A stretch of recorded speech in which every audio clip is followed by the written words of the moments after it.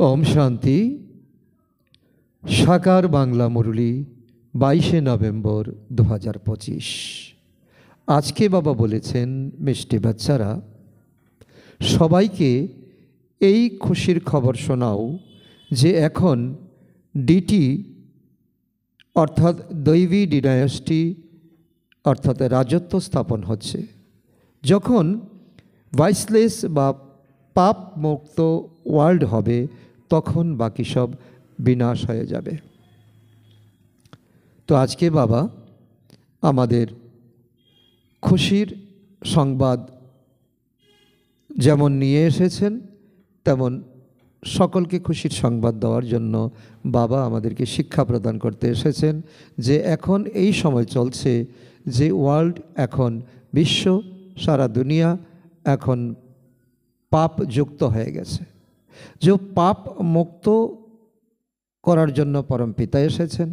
Selected আত্মারা যখন পাপ মুক্ত হয়ে যাবে তখন এই দুনিয়া যাই কিছু আমাদের অহংকার, যাই কিছু আমাদের স্থাপত্য, যাই কিছু আমাদের এখন ইতিহাস সব কিছু মাটির সঙ্গে মিশে যাবে, বিনাশ হয়ে যাবে।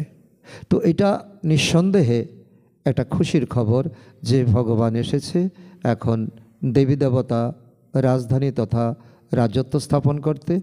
এখন ভাই ও বোনেরা, তোমরা এসে এখন রাজযোগ শিক্ষা গ্রহণ করো, যে শিক্ষার মাধ্যমে তোমরা এখন পাপ যুক্ত দুনিয়া থেকে পাপ মুক্ত দুনিয়াতে যেতে পারবে। আজকের প্রশ্ন, রাবণের অভিশাপ কখন লাগে? সাপগ্রস্ত হওয়ার চিহ্ন কি? বাস্তবে আমরা যে সাপযুক্ত হয়ে গেছি, অভিশাপ আমাদের উপর এখন কাজ করছে, তার চিহ্ন কি, লক্ষণ কি? আর কখনই বা এই রাবণের অভিশাপ লাগে? উত্তর, যখন তোমরা দেহ অভিমানী হও তখন রাবণের অভিশাপ লাগে। অভিশাপগ্রস্ত আত্মারা কাঙ্গাল বিকারী হতে থাকে, নিচে নেমে যেতে থাকে। এখন বাবার থেকে উত্তরাধিকার প্রাপ্ত করার জন্য দেহি অভিমানী হতে হবে, নিজের দৃষ্টিবৃত্তিকে পবিত্র করে তুলতে হবে। তো এই খুশির সংবাদের সঙ্গে তো এটাও একটা খুশির সংবাদ যে এখন আমাদের তো এই কাঙ্গাল যে রাবণ বানিয়েছে তার থেকে উত্তরণের উপায় কি? উত্তরণের উপায় একটাই যে রাবণ আমাদেরকে কিউরিসিটি তৈরি করেছে, দেহ অভিমানে গ্রস্ত করেছে।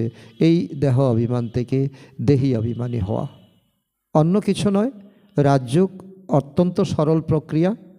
নিজেকে আত্মা মনে করা, আমি দেহ নই, আমি এই ভ্রুযুগলের মাঝখানে আকাশের তারার মতো জ্বলজ্বল করছি আত্মা।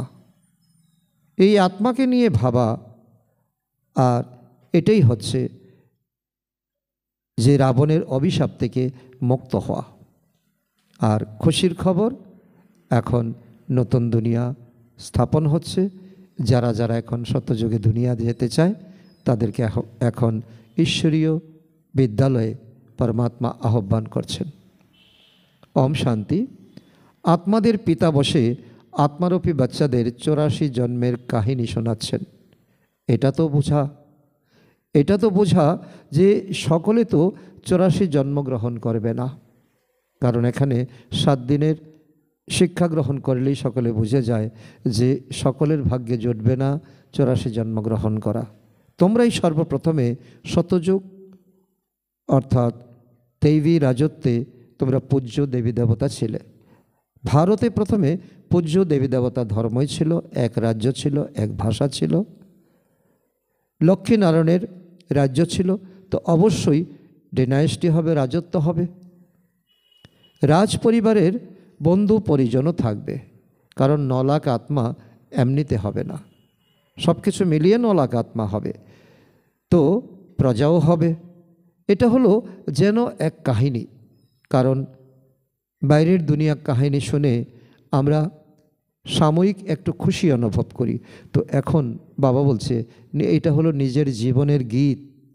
তাই এই কাহিনী বা এই গীতকে গীতা বলা হয়। যা শ্রবণ করলে, যা অনুভব করলে নিজের জীবন পরিবর্তন হয়। তো বাবা এই ইতিহাসের সময়সীমা বলছে 5000 বছর পূর্বেও এদের রাজ্য ছিল, অর্থাৎ দেবী দেবতার রাজ্য ছিল, এক ভাষা ছিল, এক রাজ্য ছিল। এটা স্মৃতিতে চলে আসা উচিত, কারণ যখন কাহিনী শুনবে, যখন নিজের জীবনের গানকে আমরা অনুভব করব, তখন এটা অটোমেটিক সামনে চলে আসা উচিত যে আমাদের পূর্বজরাই ছিল দেবী দেবতা, অর্থাৎ আমরাই ছিলাম। ভারতে আদি সনাতন দেবী দেবতার রাজ্য ছিল, ধর্ম ছিল। এটা অসীম জগতের বাবা বসে বোঝাচ্ছেন, কোনো ব্যক্তি নয়, কোনো মানুষ নয়, কোনো গুরু গোসাই নয়, স্বয়ং ভগবান এসে বোঝাচ্ছেন। তাকে হৃদয়ঙ্গম করা, অনুভব করা। তো এখন আমাদের রোমাঞ্চ খাড়া হয়ে যাওয়া উচিত, যাকে একমাত্র নলেজফুল বলা হয়। নলেজফুল, ইনি সর্বজ্ঞ। নলেজ কোন জিনিসের? মানুষ মনে করে তিনি হলেন সকলের ভিতরে, অর্থাৎ মনের ভিতরে যা চলছে তাকে তিনি জানেন। তো কে কি কর্ম করছে, বিকর্ম করছে, তাকে তিনি জানেন। কিন্তু বাবা এখন বোঝাচ্ছেন বাস্তবে তা নয়। প্রতিটি আত্মার নিজ নিজ পার্ট প্রাপ্ত হয়েছে। তো পার্ট অনুসারে সে চিন্তা করছে, কর্ম করছে, তাই না? ভগবানে বসে তা দেখার জন্য ভগবান সিস্টেম করে দিয়েছেন যে জন্মের সময় প্রত্যেকে কী পাবে? তো তার স্বাধীনতা পাবে, কর্ম করার স্বাধীনতা পাবে, বিবেক পাবে। তো বিবেক এবং কর্ম করার স্বাধীনতা দিয়ে যখন কর্ম করবে, তো এটাকে পরিচালনা করার দায়িত্ব ভগবানের নয়। প্রত্যেকটি গাড়ির এক একটা ড্রাইভার থাকে। তো তার জন্য কোম্পানি দায়ী নয়। গাড়ি কে চালাবে? কোম্পানি বানিয়েছে গাড়ি, আর চালাবে ড্রাইভার। তো ড্রাইভারের দায়িত্ব সে সঠিকভাবে রাস্তা পার করে নিয়ে যাওয়া। তো এটা আমাদের প্রত্যেকের দায়িত্ব। সকল আত্মা পরম ধামে থাকে, আত্মার মধ্যে সমস্ত পার্ট ভরা থাকে। তো কার কখন পার্ট, সে অটোমেটিক সিস্টেম লাগানো থাকে। যার যখন পার্ট, সে অটোমেটিক চলে আসবে, কাউকে ধাক্কা দিতে হবে না। ওই বিষয়টাকে আমাদের এখানে বসে অনুভব করা, এটাই হলো রাজযোগ। রেডি হয়ে আত্মারা বসে থাকে যেন গিয়ে কর্মক্ষেত্রে নিজের পার্ট প্লে করব। কারণ এখানে যখন কোনো প্রতিযোগী যখন একটা ট্র্যাকে থাকে, যখন হুইসেল বাজে, তখন অটোমেটিক কেউ ধাক্কা দিতে লাগে না। হুইসেল বাজার সঙ্গে সঙ্গে সকলে দৌড় লাগায়। এবার ট্র্যাকের মধ্যে যে যতটা তীব্রতা অনুসারে দৌড়াবে সে ফার্স্ট হবে, কম তীব্রতা সেকেন্ড হবে, তার চেয়ে কম তীব্রতা থার্ড হবে। তো এমনই তো আত্মাদের মধ্যে সেই উদ্যম থাকে, এখন আমাকে গিয়ে পার্ট করতে হবে। তো এটাও তোমরা বোঝো যে আমরা আত্মারা সব কিছু করি, চিন্তা করি, কর্ম করি। তো আত্মাই কোনো খাদ্য বস্তু খেয়ে বলে এটা টক, এটা নোনতা। তো আত্মাই বুঝতে পারে আমরা এখন ভিখারি, পাপ আত্মা। আত্মাই অটোমেটিক বোঝে, কারণ সিস্টেমটাই এমন যে পাপ কর্ম করে তার অনুশোচনা হয়, হায় আমি কি করলাম, তো আমি বিকর্ম করে ফেললাম, পাপ কর্ম করে ফেললাম। স্বভাব হলো আসুরিক। তো অর্থাৎ আত্মাই এখানে, অর্থাৎ কর্মক্ষেত্রে শরীর ধারণ করে সমগ্র ভূমিকা পালন করে। তাই এটা সুনিশ্চিত করা উচিত, তাই না? যে আমার তো এখন স্বভাব তো ঈশ্বরীয় না আসুরি। তো আমরা আত্মারাই সব কিছু করি।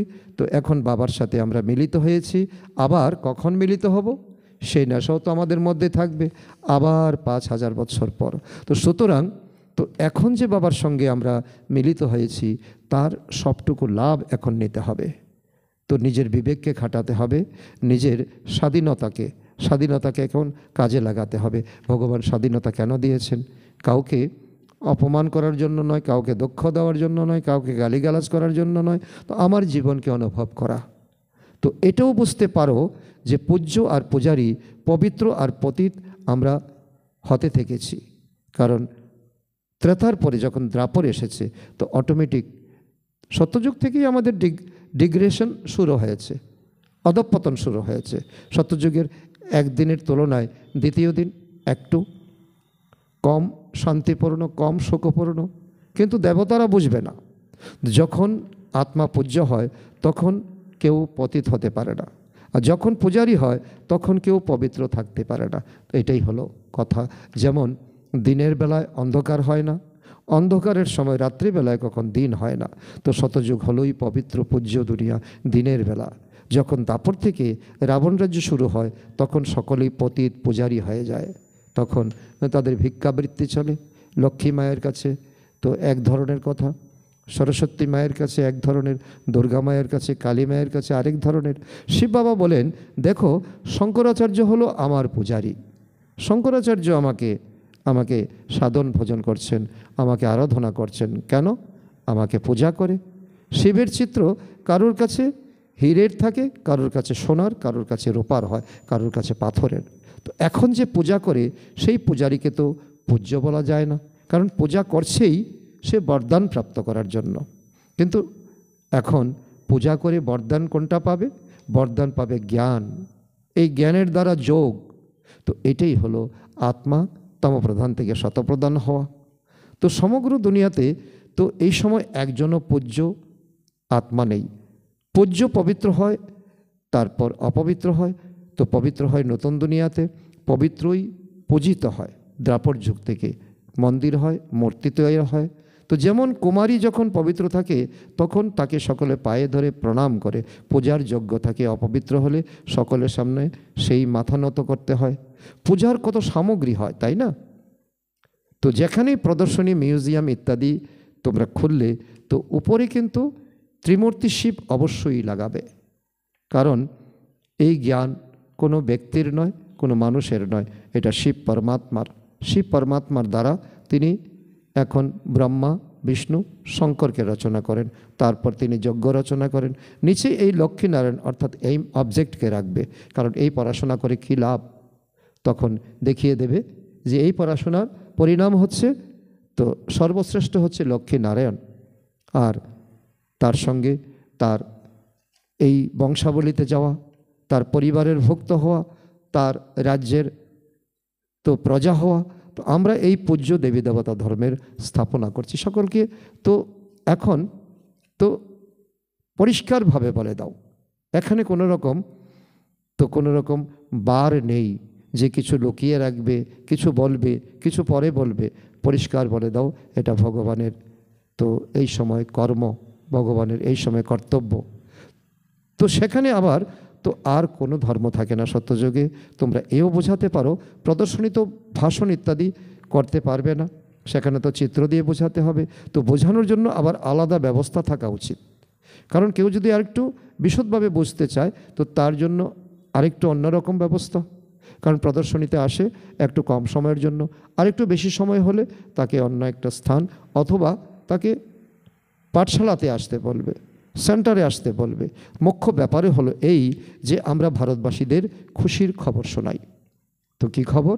ঢোল পিটিয়ে, এখন ঢাক পিটিয়ে, তো এখন অ্যানাউন্সমেন্ট করে সকলকে এই খুশির খবর জানাতে হবে যে ভগবান এসে এখন ঈশ্বরীয় বিশ্ববিদ্যালয় খুলেছেন, মানুষকে টার্গেট দিয়েছেন। এখন আমরা ঈশ্বরকে স্মরণ করতে করতেই এখন আমরা তমপ্রধান থেকে শতপ্রধান হয়ে যাব। আমরা এই রাজ্য স্থাপনা করছি। এটা ডিটি ডিনায়েস্টি ছিল, দেবী দেবতার রাজত্ব ছিল, এখন নেই, আবার স্থাপনা হচ্ছে। আর এই সময় যে আমরা বিজ্ঞানের আবিষ্কার দেখছি, মানুষের সভ্যতা দেখছি, মানুষের স্থাপর্য, অহংকার, তো ইতিহাস সব কিছু বিনাশ হয়ে যাবে যখন এই সত্যযুগে যাওয়ার আত্মা যখন সিলেক্টেড হয়ে যাবে, তৈরি হয়ে যাবে। তো এই অহংকারের দুনিয়া থাকবে না। সত্যযুগে যখন এই এক ধর্ম ছিল তখন অনেক ধর্ম ছিল না, এখন এই অনেক ধর্ম মিলেমিশে এক হয়ে যাবে। তো সেটা তো হতে পারে না, কারণ সকলের মধ্যে এখন বিভাজন দেখা দিয়েছে। তো সে বলছে আমি বড়, সে বলছে আমি বড়, কিন্তু এভাবে তো হতে পারে না। সকলের অহংকার তো এক সাথে আসবে না। তো সেই জন্য ভগবান বলছেন পরিত্রাণায় সাধনাংশ বিনাশনায় চ দুষ্কৃতাম ধর্ম সংস্থাপনায়ার্থে সম্ভবামি যুগে যুগে। তো আমি যারা সত্যপথ যাত্রী তাদেরকে আমি রক্ষা করি, যারা এখন তো দুষ্কৃত কর্মী তাদেরকে আমি বিনাশ করি। তারা তো আসেই একে অপরের পিছনে আর বৃদ্ধি পেতে থাকে। প্রথমে যে আদি সনাতন দেবী দেবতা ধর্ম তা প্রায় বিলুপ্ত হয়, তো এমন কেউ নেই যে নিজেকে দেবী দেবতা ধর্মের বলতে পারবে, তো এই জ্ঞানকে বিতরণ করতে পারবে। একই বলাই হয়ে থাকে যে পাপের দুনিয়া, এখানে পাপের দুনিয়া। তোমরা বলতে পারো আমরা আপনাদের খুশির খবর জানাচ্ছি। কি খুশির খবর? শিব বাবা ভাইসলেস, নির্বিকারী দুনিয়া, নির্বিকারী বিশ্ব এখন স্থাপন করছেন। আমরা এই প্রজাপিতা ব্রহ্মার সন্তান, ব্রহ্মা কুমার কুমারী, আমরা এখন আপনাদের সামনে উপস্থিত। তো আপনারাও ব্রহ্মা কুমার কুমারী, কিন্তু আপনারা যখন জানবেন, বুঝবেন, তখন আপনারাও অনুভব করতে পারবেন সত্যযুগ। তো সত্যযুগে যাওয়ার এই প্রকৃত সময়। সর্বপ্রথম তো আমরা হলাম ভাই ভাই, তারপর রচনা হলে তো অবশ্যই ভাই বোন হব। সকলে বলে বাবা আমরা আপনার বাচ্চা হই, বলে ভাই বোনের ক্রিমিনাল দৃষ্টি অর্থাৎ আই আমাদের থাকতে পারে না। আমাদের সিভিল আই অর্থাৎ পবিত্রতার দৃষ্টি, এই অন্তিম জন্ম পবিত্র হতে হবে, তবেই পবিত্র বিশ্বের মালিক হতে পারবে। তোমরা জানো বাচ্চারা যে গতি সদ্গতি দাতা হলেন একমাত্র পিতা পরমাত্মা। পুরানো দুনিয়া পরিবর্তন করে অবশ্যই নতুন দুনিয়ার স্থাপন হতে হবে, সেটা তো ভগবানই করবেন। তো এখন সেই নতুন দুনিয়া কিভাবে ক্রিয়েট করেন এটা তোমরা বাচ্চারাই জানো। এখন পুরনো দুনিয়া আছে, তো এটা কোথাও শেষ হয়নি। এখন বিজ্ঞানের অতীতে যাচ্ছে, আবিষ্কার, বিজ্ঞান, তার বিজ্ঞানের প্রযুক্তি, চিত্র তো আছে ব্রহ্মা দ্বারা স্থাপনা। এটা হলো ওনার অনেক জন্মের শেষ জন্ম। ব্রহ্মার যোগল নেই, তো ব্রহ্মার তো হলো অ্যাডাপশান। ব্রহ্মাকে স্বয়ং পরম পিতা পরমাত্মা দত্তক নিয়েছেন, তো জগদম্বা মাকেও দত্তক নিয়েছেন। তো জগদম্বা ব্রহ্মার যুগল নয়, জগদম্বা হলো ব্রহ্মার কন্যা। যেমন আমরা সন্তান, আমরা নারীরা হলে কন্যা, আর পুরুষরা হলে আমরা তো পুত্র সন্তান। তো এমনই প্রথম ব্রহ্মাকে অ্যাডাপশান করেছেন, তারপর ব্রহ্মা দিয়ে আমাদেরকে অ্যাডাপশান করেছেন। তো বোঝানোর জন্য অকাট্য যুক্তি চাই, কারণ ভক্তির যারা কর্মকাণ্ড নিয়ে আছে তাদের কাছে অনেক জ্ঞান আছে। তো তাদের ওই জ্ঞানকে ঠিক রেখে, জ্ঞানে কোনো রকম তো দুঃখ না দিয়ে তাদেরকে তো অকাট্য যুক্তি দিয়ে তাদেরকে বোঝাতে হবে। তো শিব বাবা ব্রহ্মার মধ্যে প্রবেশ করে আমাদের আপন করেন, শরীরে প্রবেশ করে। তাই তো বলে হে আত্মারা তোমরা হলে আমার সন্তান। তো আত্মারা তো আছেই, আবার ব্রহ্মা দ্বারা সৃষ্টি রচনা হলে তো অবশ্যই ব্রহ্মা কুমার কুমারী হবে, তাই না? তো বোন ভাই হয়ে গেলে অন্য দৃষ্টি চলে যায়, বিকারী দৃষ্টি সমাপ্ত হয়ে যায়। আমরা শিব বাবার থেকে পবিত্র হওয়ার উত্তরাধিকার প্রাপ্ত করি। এটাও আমাদের এক বরদান, পবিত্রতার দৃষ্টি। রাবণের থেকে আমাদের অভিশাপ প্রাপ্ত হয়। এখন আমরা দেহি অভিমানী হচ্ছি বলে বাবার থেকে উত্তরাধিকার বা আশীর্বাদ প্রাপ্ত করছি। রাবণ অভিশাপ দেয় দেহ অভিমানী হও, কারণ আমাদের দিন দিন কিউরিসিটি বাড়ে। রাবণ আমাদেরকে অনেক কিউরিসিটি শেখায় এবং আমাদের মস্তিষ্ককে বিকৃত করে তোলে। আর বাবা এসে আমাদেরকে এই বিকৃত মস্তিষ্ককে সুস্থ মস্তিষ্ক করে তোলে। দেহ অভিমানী হওয়ার ফলে তো রাবণের অভিশাপ প্রাপ্ত হয়। অভিশাপ প্রাপ্ত হলে তো আত্মা অটোমেটিক নিচে নামতে থাকে। তো এখন তো ভারত একেবারে অভিশাপগ্রস্ত। আত্মা এখন কত কুকর্ম করে চলছে প্রতিদিন প্রতিনিয়ত সারা বিশ্বে। তো ভারতকে এত কাঙ্গাল বিকারী কে করেছে? তো কারোর তো অভিশাপ আছে নিশ্চয়ই। তো এটা হলো রাবণরূপী মায়ার অভিশাপ। প্রতি বছর রাবণকে জ্বালিয়ে দেয়। অবশ্যই রাবণ তো বন্ধু নয়, শত্রুই হবে। ধর্মের মধ্যেই শক্তি নিহিত থাকে। এখন আমরা দেবতা ধর্মের হচ্ছি, বাবা হলেন নতুন ধর্মের স্থাপনা করার নিমিত্ত। কত শক্তি সম্পন্ন ধর্ম স্থাপন করেন বাবা। তো আমরা বাবার থেকে শক্তি গ্রহণ করি, সমগ্র বিশ্বের উপর বিজয় প্রাপ্ত করি। স্মরণের যাত্রাতেই শক্তি প্রাপ্ত হয় আর বিকর্ম বিনাশ হয়। তাই এটাও এক পোস্টার লিখে দেওয়া উচিত। আমরা খুশির খবর শোনাচ্ছি, কারণ খুশির খবর এখন তো দেবী দেবতা ধর্ম, এখন তো দৈবী রাজত্ব, এখন স্বয়ং পরমপিতা পরমাত্মা এখন স্থাপনা করছেন। এখন এই ধর্মের স্থাপনা হচ্ছে যাকে হ্যাভেন, স্বর্গ বা বহিস্থ বলা হয়। তো এমন বড় বড় শব্দে লিখে দাও তো যাদের কোনো রকম কনফিউশন থাকে না। তো বাবা রায় দেন, সবচেয়ে মুখ্য হলো এইটা। এখন আদি সনাতন দেবী দেবতা ধর্মের স্থাপনা হচ্ছে, তো প্রজাপিতা ব্রহ্মাও আছেন। আমরা অর্থাৎ ব্রহ্মা কুমার কুমারীরা শ্রীমত অনুযায়ী এই কার্য করছি। ব্রহ্মার মত নয়, তো শ্রীমত হলো পরমপিতা পরমাত্মা শিব বাবার মত, যিনি হলেন সকলের পিতা। তো ছোট ছোট কথাটিকে তো তো বড় কথাটাকে ছোট করে ভেঙে ভেঙে তো তার অর্থ অনুভব করা, সকলকে বোঝানো যে এখানে না বোঝার কোনো কারণ নেই। একমাত্র বাবা এক ধর্মের স্থাপনা, অনেক ধর্মের বিনাশ করেন। রাজযোগ শিখে এরকম হয়, অর্থাৎ লক্ষ্মীনারায়ণের চিত্র দেখিয়ে বলবে আমরাও এইরকম হচ্ছি, লক্ষ্মীনারায়ণের মতো হচ্ছি, অর্থাৎ লক্ষ্মীনারায়ণের দুনিয়াতে যাচ্ছি। আমরা অসীম জগতে সন্ন্যাস করেছি, কারণ আমরা জানি যে এই পুরনো দুনিয়া ভস্ম হয়ে যাবে। যেমন পার্থিব জগতের পিতা নতুন গৃহ তৈরি করলে তো পুরানোর প্রতি মায়া মমত্ব চলে যায়, তাকে ভেঙে দেওয়া হয়।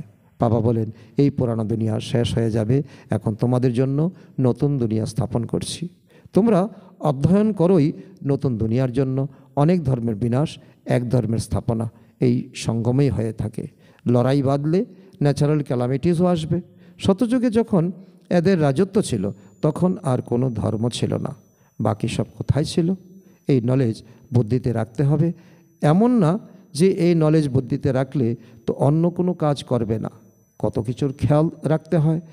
চিঠি লেখা, পড়াশোনা করা, বাড়ির খেয়াল রাখা, তাও বাবাকে স্মরণ করতে থাকে। তো সব কিছুর মধ্যে বাবা বলে না তোমরা সন্ন্যাসী, তো তোমরা সব কিছু ছেড়ে দিয়ে তো এক ভগবানকে তোমরা স্মরণ করো না, সব কিছুর মধ্য দিয়ে ভগবানকে স্মরণ করো। তোমরা কর্মযোগী, বাবাকে স্মরণ না করলে তবে কিভাবে বিকর্ম বিনাশ হবে? বাচ্চারা, এখন তোমাদের জ্ঞান প্রাপ্ত হয়েছে, তোমরা আধা কল্পের জন্য কি হচ্ছ? এখন হায়েস্ট ডিগ্রি প্রাপ্ত করছো, পূজ্য হচ্ছ। আধা কল্প হলো পূজারী তমপ্রদান, আবার আধা কল্প পূজ্য শতপ্রদান। আত্মা পরমপিতা পরমাত্মার সাথে যুগযুক্ত হলেই পারস হয়। তো স্মরণ করতে করতে আয়রন এজ থেকে গোল্ডেন এজে চলে যাবে। পতিত পাবন একজনকে বলা হয়। তো ক্রমশ এগুলে তোমাদের আওয়াজ বের হবে, কারণ এখানে তোমাদের নদী যেমন থেমে থাকে না, তোমাদেরও থেমে থাকলে চলবে না, তোমাদের এগিয়ে যেতে হবে আর জ্ঞান বিতরণ করতে হবে। তো এটা তো হলো সকল ধর্মের জন্য। তোমরা বলেও থাকো, বাবা বলেন পতিত পাবন হলাম আমি। গঙ্গা জল পতিত পাবনই নয়, আমাকে স্মরণ করলে তোমরা পতিত থেকে পাবন হয়ে যাবে। এছাড়া সবাই হিসাবপত্র চুকিয়ে দিয়ে চলে যাবে। কখনো যদি তো মুহ্যমান হয়ে পড়ো তবে জিজ্ঞাসা করতে পারো বাবা এর অর্থ কী, বা কোনো রকম তো জ্ঞান জানার জন্য তো জ্ঞানের তো শিক্ষাদানকারী ভাই বোনদেরকে জিজ্ঞাসা করতে পারো। শতযুগ হয়ে থাকে সামান্য জনসংখ্যা, মাত্র 9 লাখ আত্মা। এখনের তুলনায় তো 5%ও নয়। এখন তো অনেক ধর্ম আছে, তো অবশ্যই হিসাবপত্র তো চুকিয়ে ফেলে তো ওই রকম হব যেমন ছিলে, তাই না? এখন আমাদের এটাই নেশা, এটাই আমাদের ধ্যান ধারণা। ডিটেলে যাব কেন? জানা আছে যে প্রত্যেকে এসে নিজের নিজের পার্ট প্লে করবে। এখন সকলকে ফিরে যেতে হবে, কারণ তো এইসব সত্যযুগে ছিলই না। বাবা আসেনি এক ধর্মের স্থাপনা, অনেক ধর্মের বিনাশ করতে। এখন নতুন দুনিয়ার স্থাপনা হচ্ছে, এটা অত্যন্ত আনন্দের কথা। তো আনন্দের কথা, খুশির কথা সকলকে এখন মুক্তভাবে জানানো চাই। অবশ্যই আবার সত্যযুগ আসবে, অত্যন্ত ক্লিয়ারিটির সঙ্গে বাবাও বলছেন, আমাদেরও বলতে হবে। অবশ্যই চক্র আবর্তিত হবে, সত্য ত্রেতা দ্রাপর কলি আবার সত্য। তো এইসব বিষয়ে টু মাচ বিশদে যাওয়ার প্রয়োজন নেই। মূল কথা হলো আমরা শতপ্রদান হলে উচ্চ পদ প্রাপ্ত করব। তো কুমারীদের তো এতে লেগে পড়তে হবে। কুমারীদের উপার্জন মা বাবা খায় না, কিন্তু আজকাল মানুষের লোভ বেড়ে গেছে বলে কুমারীদেরও উপার্জন করতে বের করে দেওয়া হয়। তোমরা উপার্জন করে আনো, তোমার উপার্জন আমরা খাই। তোমরা বুঝতে পারো এখন পবিত্র হয়ে পবিত্র দুনিয়ার মালিক হতে হবে, এটাই কুমারীদের সামনে লক্ষ্য। আমরা হলাম রাজযোগী, বাবার থেকে অবশ্যই উত্তরাধিকার প্রাপ্ত করতে হবে।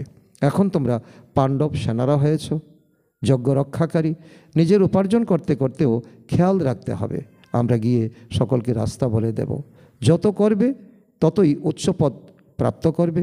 বাবার থেকে জিজ্ঞাসা করতে পারো, এই অবস্থায় মরে গেলে আমি কোন পদ প্রাপ্ত করব?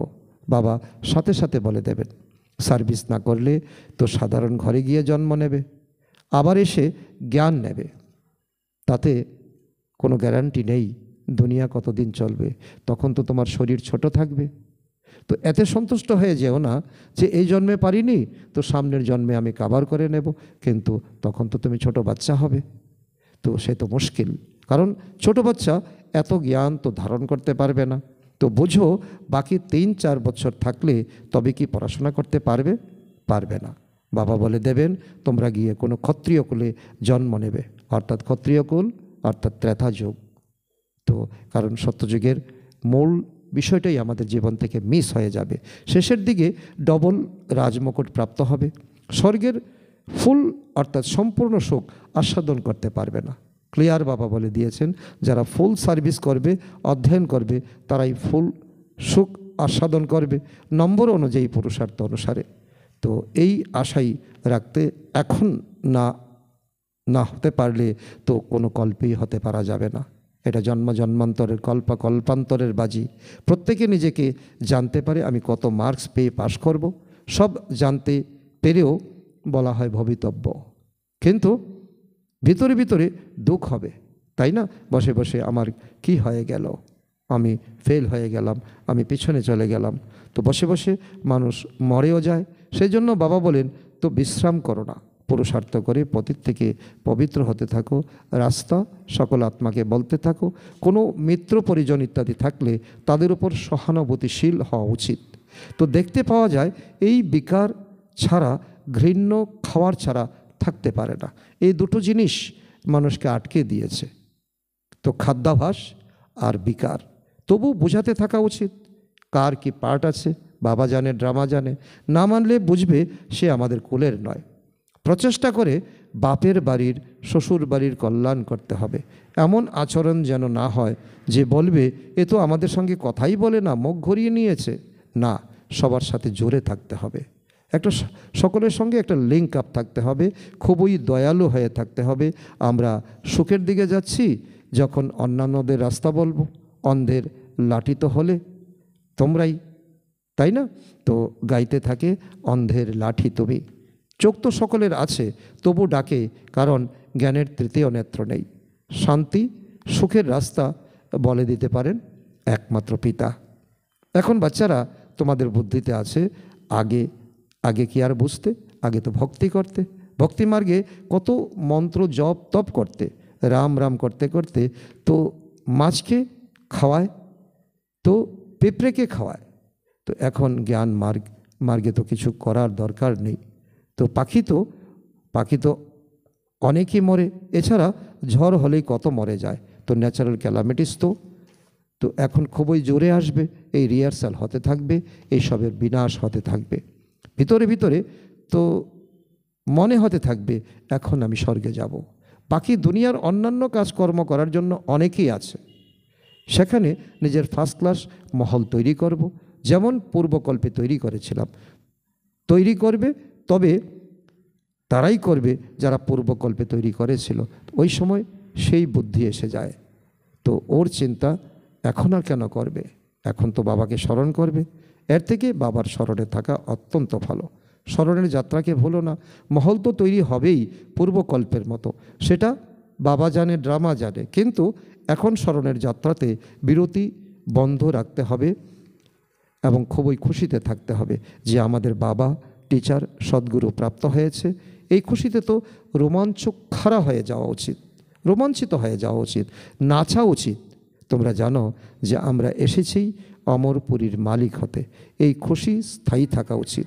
এখানে থাকলে তবে আবার 21 জন্ম সেটা স্থায়ী হয়ে যাবে। অনেককে মনে করাতে থাকবে, তবে নিজেরও স্মরণ বাড়বে, তারপর অভ্যাস হয়ে যাবে। তোমরা জানো যে এই অপবিত্র দুনিয়াতে আগুন লাগবে। কি লাগবে? আগুন। তোমরা তো ব্রাহ্মণদেরই এই খেয়াল আছে এই সমগ্র দুনিয়া শেষ হয়ে যাবে, শতযুগে তো এসব কিছুই মনে পড়বে না। এখন হলো অন্ত, তোমরা স্মরণের জন্য পুরুষার্থ করছো, এখন তোমাদের এই পুরুষার্থের বেলা। আচ্ছা, মিষ্টি মিষ্টি হারানিধি বাচ্চাদের প্রতি মাতা পিতা বাপদাদার স্মরণে স্নেহ সুমন আর সুপ্রভাত। আত্মাদের পিতা তার আত্মারূপী বাচ্চাদের জানাচ্ছেন নমস্কার। আমরা আত্মারূপী সন্তানরা আমাদের মাতা পিতা বাপদাদাকে জানাই স্মরণের স্নেহসমন, সুপ্রভাত ও নমস্কার। ধারণার জন্য মুখ্য সার 1 নম্বর, পতীত থেকে পবিত্র হওয়ার পুরুষার্থে আলস্য যেন না আসে। আত্মীয় পরিজন সকলের প্রতি করুণা রেখে বোঝাতে হবে, ছেড়ে দিতে নেই। নাম্বার 2, এমন আচরণ করা উচিত নয় যাতে কেউ বলতে পারে ইনি তো মুখ ঘুরিয়ে নিয়েছেন। দয়ালু হয়ে সকলের কল্যাণ করতে হবে আর সমস্ত খেয়াল ত্যাগ করে এক বাবার স্মরণেই থাকতে হবে। আজকের বরদান সত্যতা, স্বচ্ছতা আর নির্ভয়তার আধারের দ্বারা প্রত্যক্ষ করে রমতা যোগী ভব।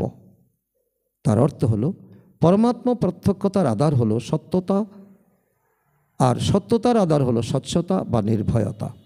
যদি কোনো প্রকারের অস্বচ্ছতা অর্থাৎ সত্যতা আর স্বচ্ছতার ঘাটতি থাকে বা নিজেরই তমগুণী সংস্কারের উপর বিজয়প্রাপ্ত করতে সংস্কার মেলানোতে বা বিশ্বসেবার ক্ষেত্রে নিজের সিদ্ধান্তকে তো সিদ্ধ করতে ভয় হয়, তাহলে প্রত্যক্ষতা হবে না।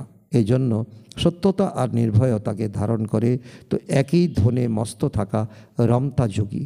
সহজে রাজযোগী হও, তাহলে সহজেই অন্তিম প্রত্যক্ষতা হবে। আজকের স্লোগান অসীমের দৃষ্টি বৃত্তি হলো ইউনিটির আধার, এজন্য লৌকিক জগতে এসো না।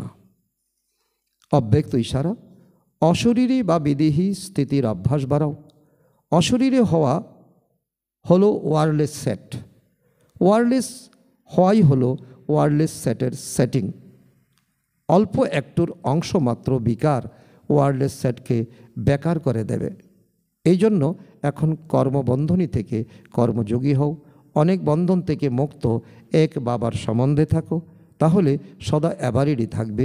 চেক করো নিজের মধ্যে কোনো বিকার লুকিয়ে নেই তো। আচ্ছা, ওম শান্তি। ওম